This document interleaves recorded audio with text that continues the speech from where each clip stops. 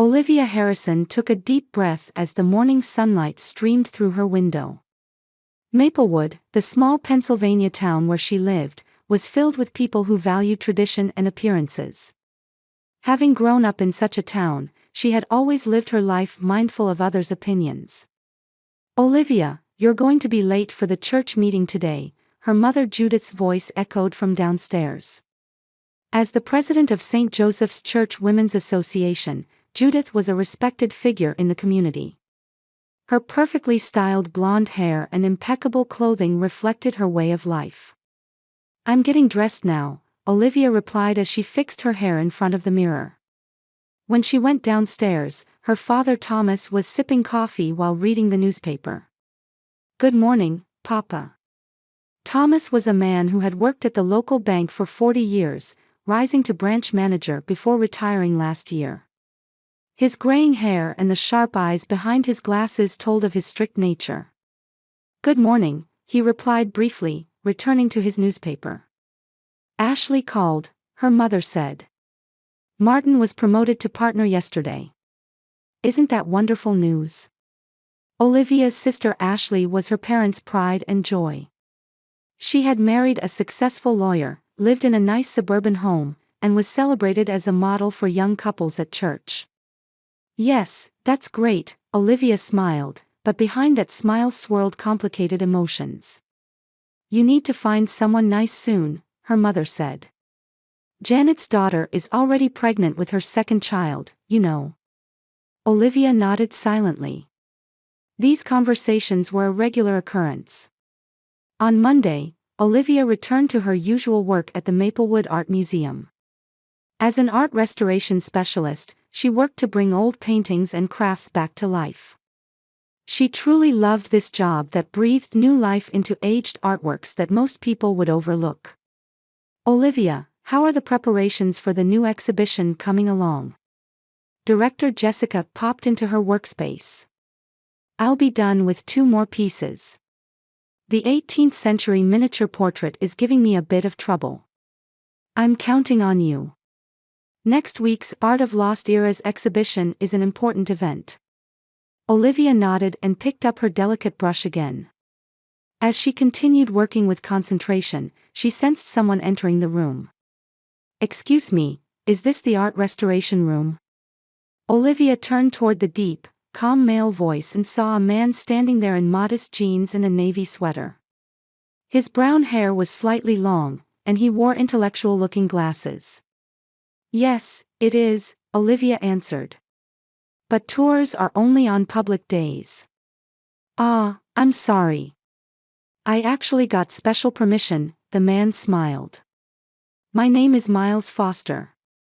I'm interested in antique art and asked Jessica if I could observe the restoration process." Olivia was a bit perplexed but nodded when she saw the sincerity in his eyes. "All right. I'm currently restoring an 18th century miniature portrait. Rococo style, isn't it?"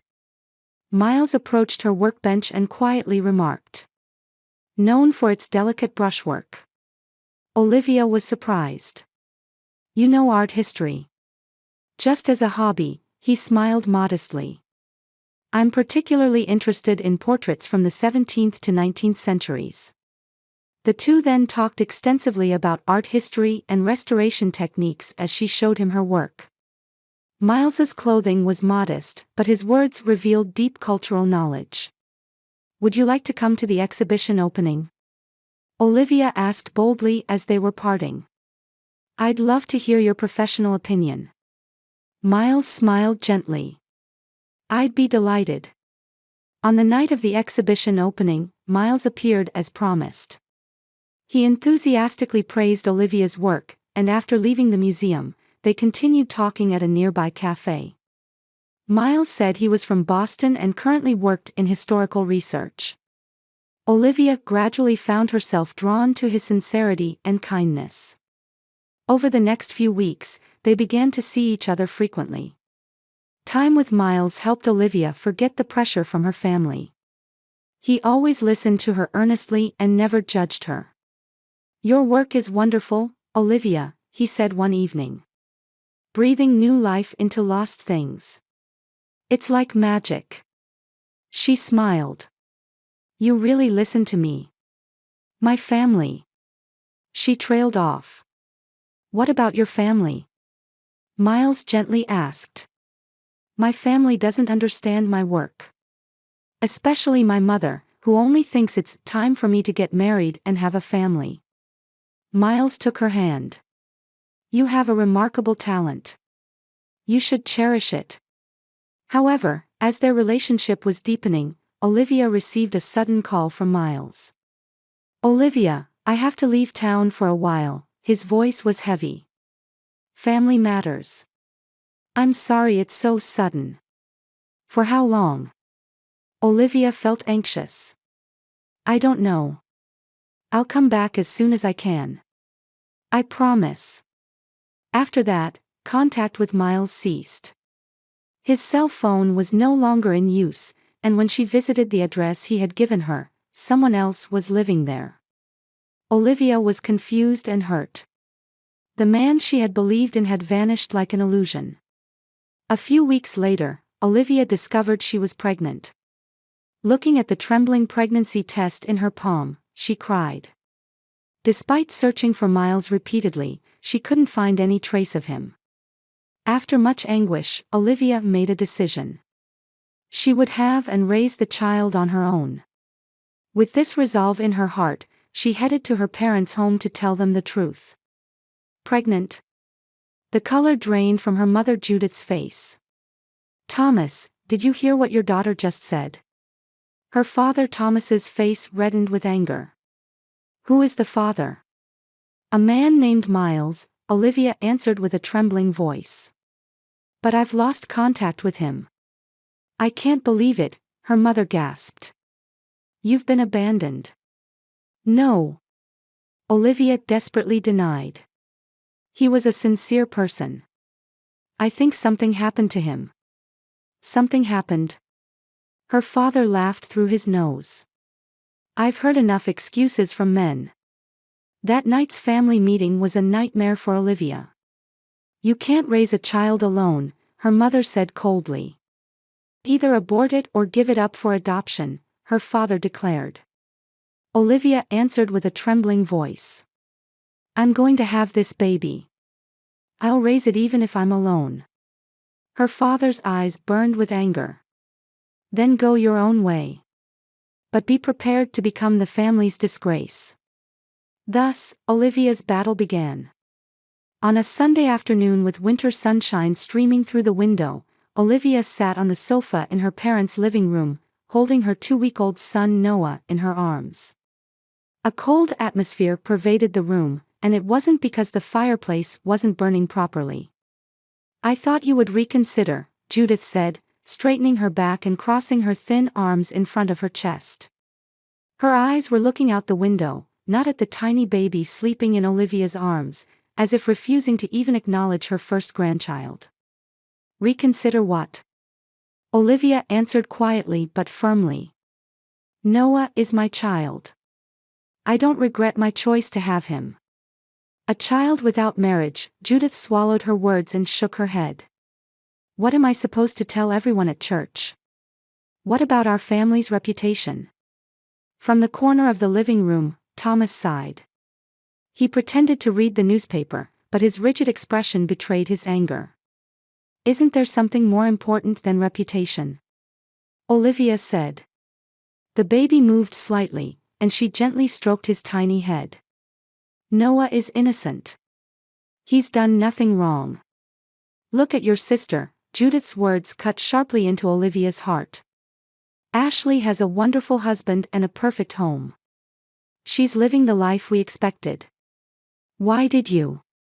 Having a child without marriage, you've disgraced our family, Thomas suddenly put aside his newspaper and declared. His voice was low and heavy, but it seemed to echo throughout the room. We've lived as a respected family in this town for decades. The Harrison name has been a symbol of trust and dignity. And now because of you.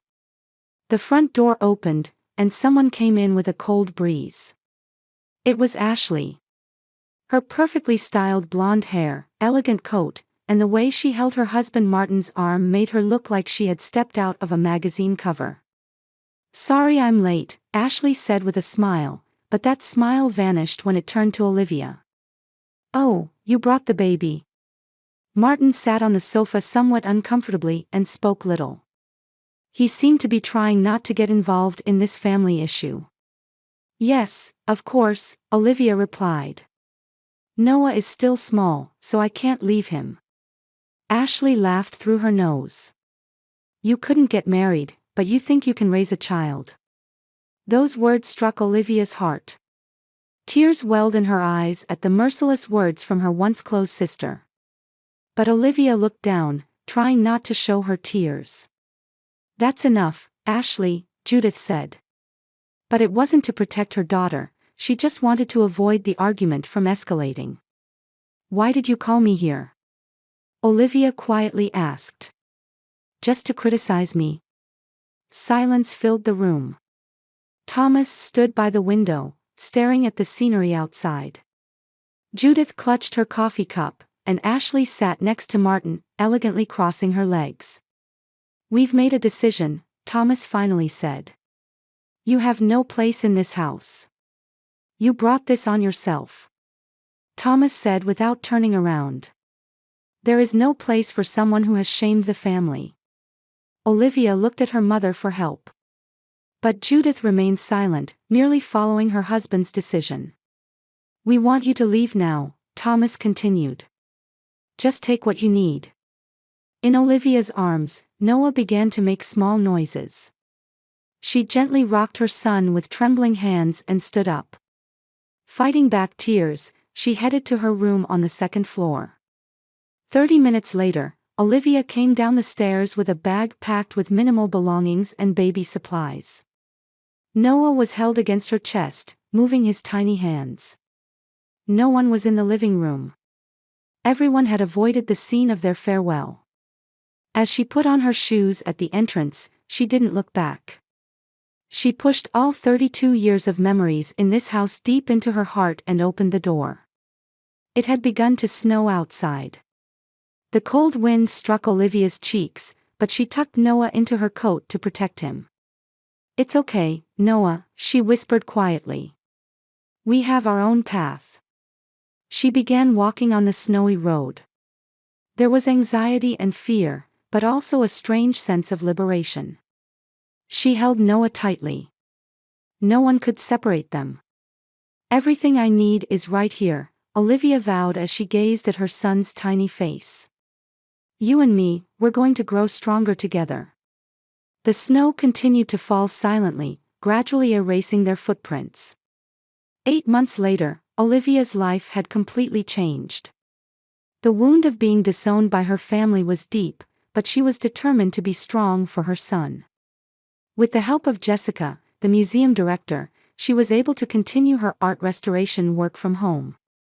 She had converted a corner of her small apartment's living room into a workspace and worked with concentration during Noah's nap times. Upon arriving at the museum, the receptionist Sarah waved. "Jessica's been looking for you. She has something important to discuss." "Thanks," Olivia replied while pushing the stroller. The museum staff always cheerfully greeted Noah whenever they saw him. When she lost her family, the museum staff had become her new family. When she knocked on Jessica's office door, she heard a "come in" from inside. "Ah, perfect timing," Jessica stood up to greet her. "With cute Noah too." She gently stroked Noah's cheek and motioned for Olivia to sit down. "I have wonderful news," Jessica said excitedly. "Foster International has requested a very important restoration." "Foster International?" Olivia tilted her head. "The big corporation?" "Yes. They have a collection of 17th-century Dutch paintings and want one of their masterpieces restored." Jessica pulled out some documents. "The compensation is exceptional. I recommended you because I know you'll do an outstanding job." Olivia gasped. "Really? You're trusting me with such a significant project?" "I have no reason to doubt your talent," Jessica smiled. And with this compensation, you could move to a larger apartment, couldn't you? Olivia felt her heart fill with gratitude. Thank you, Jessica. I'll do my very best. Wonderful. Their representative will be here tomorrow for a meeting, Jessica said. Dress formally. That night, after putting Noah to bed, Olivia pulled out a dress from the back of her closet that she hadn't worn in a long time. It was one of the few, good clothes she had brought when she left home. As she ironed it, she felt nervous yet excited. The next day, Olivia headed to the museum's conference room. Linda, Jessica's secretary, was taking care of Noah. Taking a deep breath, she opened the door. At the far side of the large table in the center of the room, a tall man was standing by the window. The light from the window obscured his face, but there was something familiar about his stance. When the man turned around, Olivia felt as if her feet were nailed to the floor. Miles. Her voice was barely a whisper. The man standing before her was indeed Miles Foster. However, his appearance was completely different from his previous modest self. Dressed in a perfectly tailored suit with confident bearing, he seemed like a different person. Olivia, his voice was quiet but seemed to resonate throughout the room. Mr. Foster, you already knew her? Jessica asked in surprise. Mr. Foster. Olivia was confused. Ah, I'm late with introductions, Jessica said. This is Mr. Miles Foster, secretary to the CEO of Foster International. However, the way the staff treated Miles didn't seem like they were addressing a mere secretary. They showed exceptional respect and listened carefully to his every word. Olivia's head was spinning. Was the man standing before her the same person who had suddenly disappeared 8 months ago? And was he really just a secretary? The meeting proceeded formally, but Olivia's mind was filled with questions for Miles. She couldn't meet his eyes, and he too seemed to be avoiding direct eye contact with her. Now, why don't you two work out the contract details, Jessica said as she left the room with the other staff. A sudden silence enveloped them. Olivia, please let me explain, Miles said quietly. 8 months, Olivia's voice trembled. 8 months ago, you disappeared. Without any contact. I tried to find you, Miles took a step closer. I lost your contact information. I've been right here, Olivia said. Where were you? And, what is all this? She pointed at his expensive suit. Who are you really? Miles took a deep breath and motioned for Olivia to sit down. It's time for the truth, he said. I am indeed Miles Foster. But I'm not a secretary, as Jessica said. Foster International's heir, he stated definitively. Born to succeed my father's company. Olivia was too shocked to speak. Foster International was a global company, with assets said to be in the billions. I was looking for someone who would see the real me, Miles continued. Someone who would accept just a Miles, not my name, position, or wealth. That's why I was living with my identity concealed. And then you met me. When I met you, for the first time, I could forget who I was. His eyes were sincere. But my father suddenly fell ill, and I had to return home urgently. After that, I was traveling around the world dealing with a company crisis. Why didn't you contact me? Tears fell from Olivia's eyes. I lost your contact information. I had to change my cell phone. When I returned to Maplewood, I was told you had left the museum. As their conversation continued, suddenly the sound of a baby crying came from the hallway. I'm sorry, Olivia. Linda hastily opened the door. Noah's been looking for his mama. In her arms, Noah was reaching out his tiny hands, seeking Olivia. Miles stood frozen. His eyes moved from Olivia to the baby, and back to Olivia again. A child, his voice trembled. Olivia took Noah from Linda and held him to her chest. My son. Noah. The color drained from Miles's face. When? After you left, I found out I was pregnant, Olivia said quietly. Miles took one step closer, then another. His eyes were fixed on Noah's small face, recognizing his own features in it. My son. Olivia nodded slightly. Yes. Your son, Miles. Miles touched Noah's small cheek with a trembling hand. The baby was a bit startled by the touch of a stranger but soon calmed down and stared back at Miles with large eyes. The moment their eyes met, the atmosphere in the room changed. He is my child. Miles's voice trembled with emotion. Yes, Olivia answered quietly. Tears welled in Miles's eyes. Why didn't you tell me? I tried to, Olivia said sadly. But I couldn't find you. Miles put his hand to his mouth and took a deep breath. Olivia, I'm truly sorry. If I had known. Miles, I don't blame you, Olivia said while holding her son. You didn't know. But, Miles looked straight into her eyes. Now I know. And I want to take responsibility. At those words, Olivia was hit with complex emotions. Could she trust Miles? Would he disappear again? However, she felt the same sincerity in the eyes of the man standing before her as she had before. Noah is very healthy, Olivia said, as if changing the subject. The doctor is satisfied with his growth. I want to know everything about him, Miles said earnestly. Everything from the day he was born until now. They moved to the museum's small cafe, and Olivia told Miles about Noah's growth one by one. His first smile, his first rollover, and the babbling he had recently started.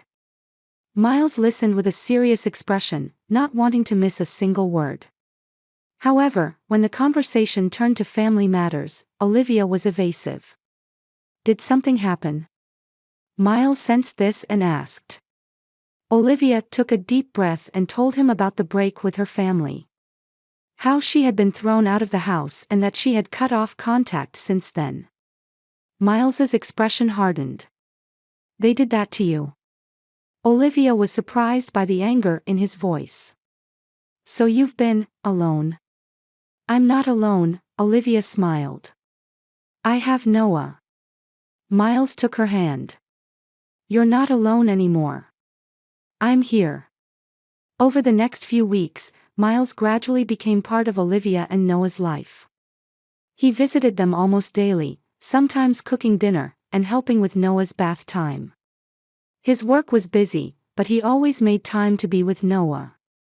He's becoming attached to you, Olivia said one evening, watching Miles soothe Noah. He's a wonderful child, Miles replied proudly. Strong and curious, just like you. Olivia smiled, but anxiety remained in her heart. What would become of their relationship? Miles led a life traveling the world as a businessman. How would she and Noah adapt to that life? One day, Miles brought a small box to her apartment. Olivia, there's something I want to tell you, he sat on the sofa, looking nervous. I don't think we can start over. Because. Olivia's heart sank. There's no need to start over, Miles continued. My feelings haven't changed. From the moment I met you, I've loved you. He opened the small box and took out a beautiful emerald ring.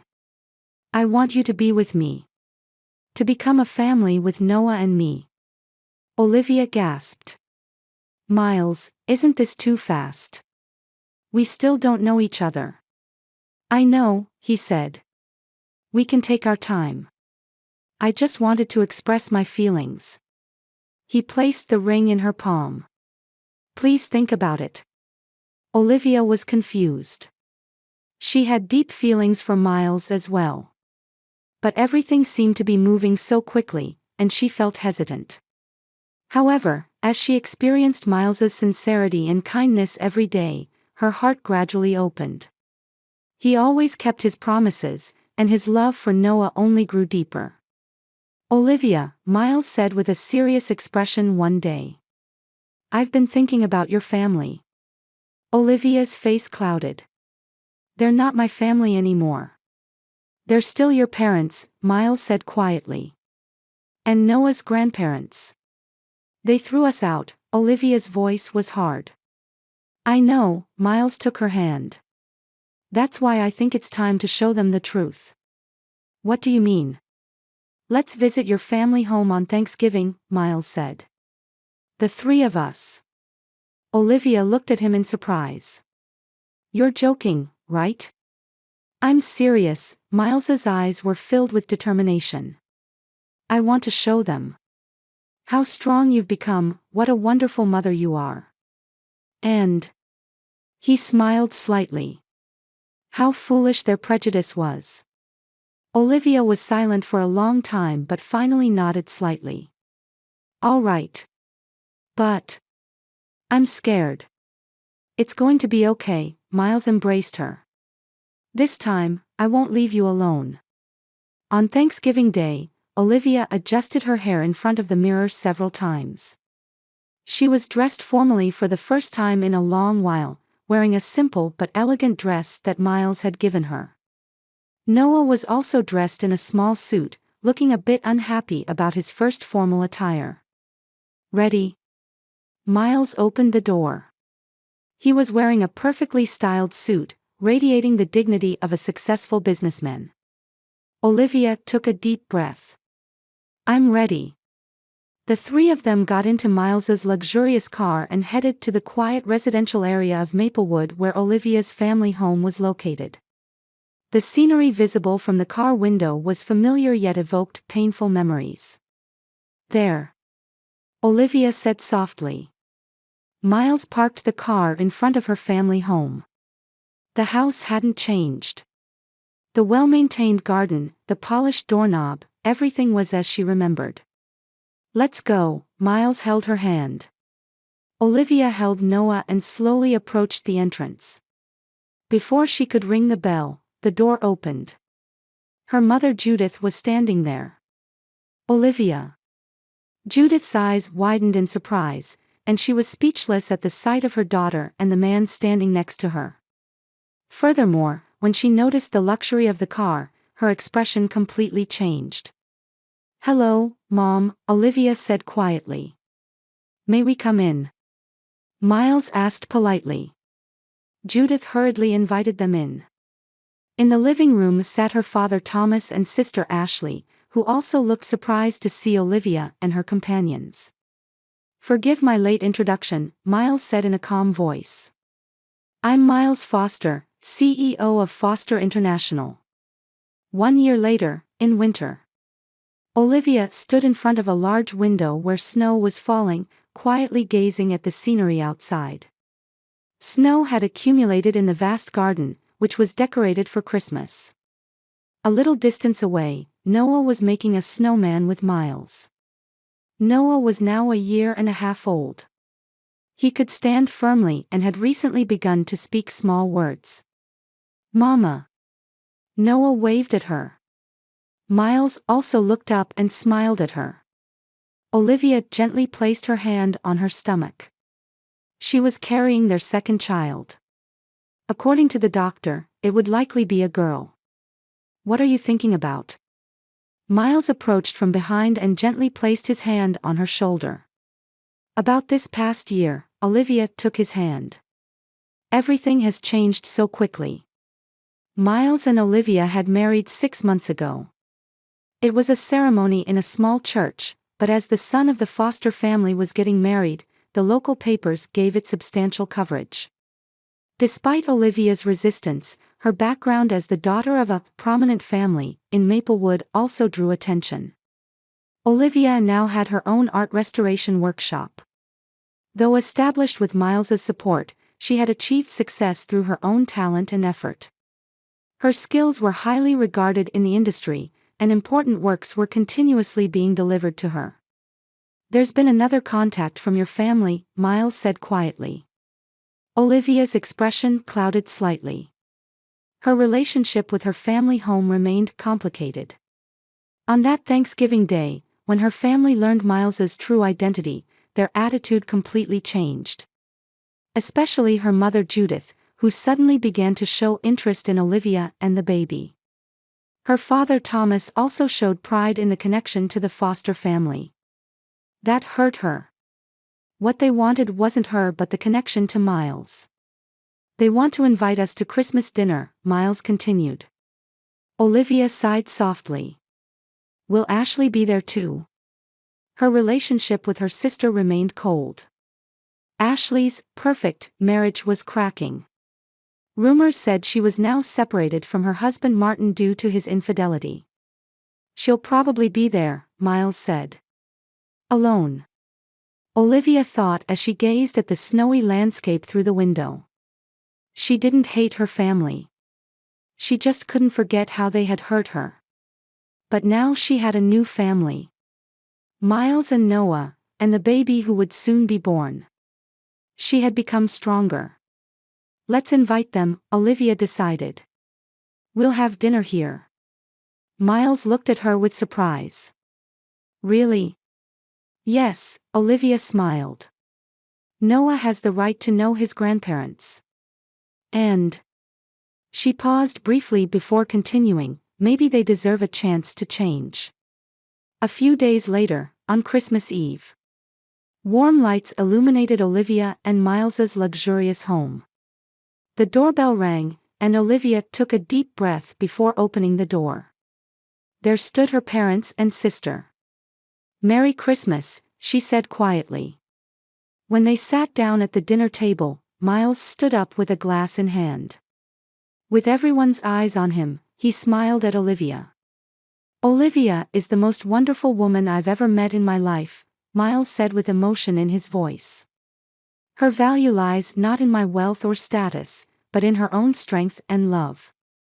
I cherish what you overlooked. The table fell silent. Tears welled in Judith's eyes, and Thomas lowered his gaze. Ashley maintained a rigid expression, fidgeting with the edge of the tablecloth. Olivia regarded them with a peaceful heart. She was no longer hurt. She had a loving family and her own life. Most importantly, she knew her own strength.